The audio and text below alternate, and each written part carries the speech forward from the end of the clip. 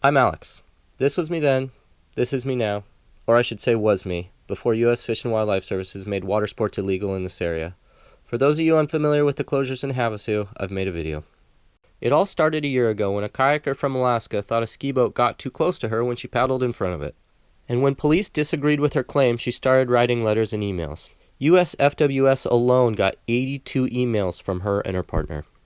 Based on frustration after emails from this single kayaker, the refuge manager decided without support of the city council, police, Boaters Marine Association, safety agencies, or community that she would close the area to everyone except the vocal kayaker. She did so without any research, objective science, or evidence that any of the kayaker's claims were true. Even after a year of research, U.S. Fish and Wildlife still has no evidence that this area is dangerous. While U.S. Fish and Wildlife Services will probably try to argue that the reason this area is so calm and safe is due to their closures, that simply is not true. Anyone can clearly see the southern section is still open in this video and is calm, quiet, and protected from big, go-fast boats, just like the now closed section, just as it had been the last 30 years, even on the busiest of weekends. This video will show in real time that the majority of boaters avoid the area because it is out of the way and the entrances are very shallow, making it a perfect area for families to enjoy. Instead of this quiet, protected area, they want us out here. Freeze frame. In the green zone, the main lake. Out in the traffic of boats illustrated by all these little arrows. They say this is a safer option for families and children to play. Out here, in the middle of all this traffic. Lucky for us, there's still this tiny little area to use. Locals now call it the yes ride spot because our former area is now a no ride spot. And although most people would understand that forcing everyone into an area 1/10 the size would increase the risk of an incident, U.S. Fish and Wildlife maintains that this was done for safety. Unfortunately, this year, along with other closures and horsepower limits, Fish and Wildlife Services has now proposed to also close this tiny little area. Not for a bird, a fish, or an endangered snail, but for safety purposes.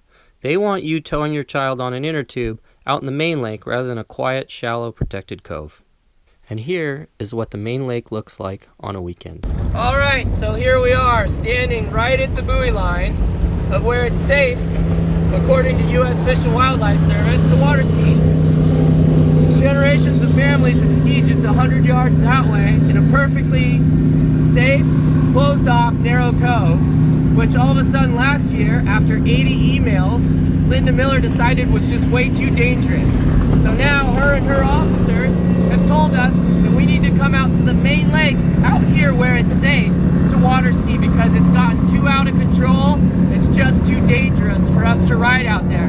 But I don't know about you, Linda. This doesn't feel safe at all. This sounds stupid to me.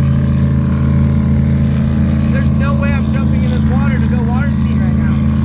To recap, in real time, here is the area now closed, as well as the area U.S. Fish and Wildlife Service is proposing be closed for safety issues. They would rather have you and your children play out here, with all these other boats traveling at unrestricted speeds, than in a protected, shallow cove. It makes about as much sense as the government telling children to avoid parks and to instead go play soccer or baseball on the freeway. This is probably why the local and visiting community, along with mayors of Havasu and Bullhead City, as well as their city councils, plus the local Marine Boating Association, Representative Paul Gosar, and Senator John McCain all have spoken against USFWS's actions.